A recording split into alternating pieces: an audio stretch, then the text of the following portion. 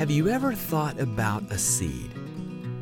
Good seeds are little things that, if planted at the right time, the right place, and are tended to, become huge blessings down the road. Whatever seeds you're sowing today, seeds for your future, for your family, for your faith, or for actual food, you're at the right place. Welcome to the Sowing Seed Podcast. Now from the studio, 20 miles from his church, 20 yards from the chicken coop, and 20 feet from his house, here's your host, Matt Miller. Talk about being sick to my stomach. Amy and I were in Boston here a couple of weeks ago.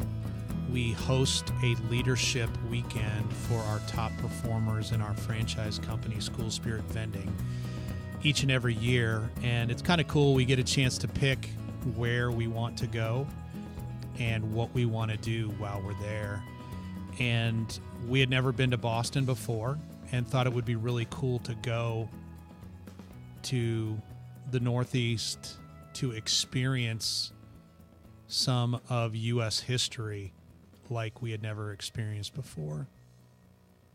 So we were in the middle of our trip, and we got a call from our youngest, Rebecca, who's 16, who was here with her grandparents keeping an eye on the house while we were gone.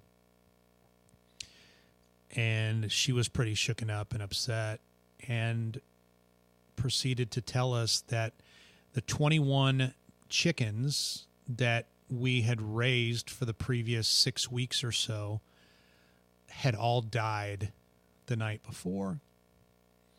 There was a dead possum outside their coop, and then there were just bits and pieces of feathers and carcasses inside the small run where we had all 21 of them. That was kind of a transition run or a transition plan for them until we were ready to move them into a bigger, more enclosed area. Essentially what happened after I got home and got a chance to take a look at things is it looked like maybe a possum had tried to get at them, and along the way probably got in a tussle with some raccoons. The raccoons figured out how to claw their way underneath the coop and were able to squeeze underneath, and bird after bird after bird essentially drag off and eat, or at least kill.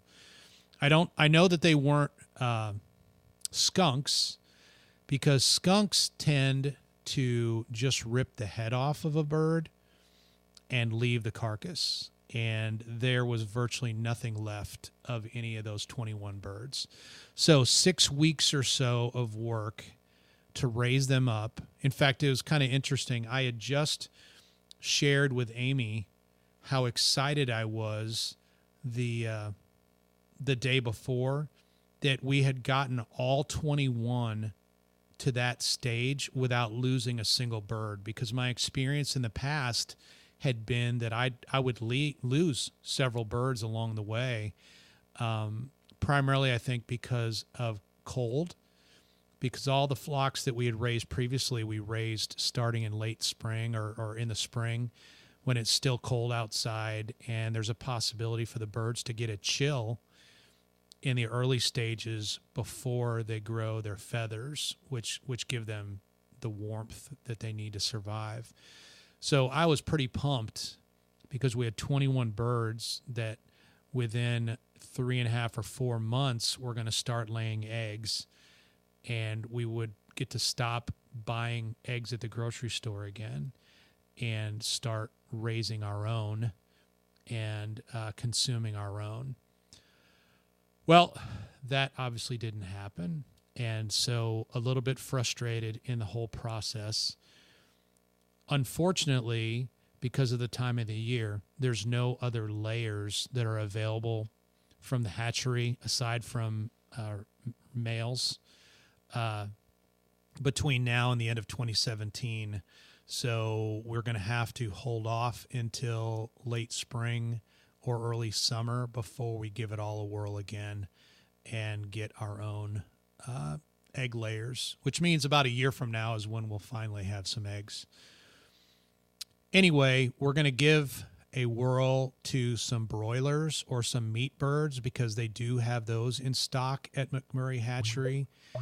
And we will do a chicken reboot here in the next several weeks. And even though we had a major chicken fail with the layers, we're going to get right back up, dust ourselves off, jump right back again, learning from our mistakes last time and doing more to ensure that this time the critters can't get at them, and they have an opportunity to live their 7 to 8 weeks before we harvest them and add them to the freezer. Thank you for listening to the Sowing Seed Podcast. If you enjoyed today's episode, please leave us a 5-star review in iTunes or your podcast player of choice. So until next time, go plant the seed you need to succeed.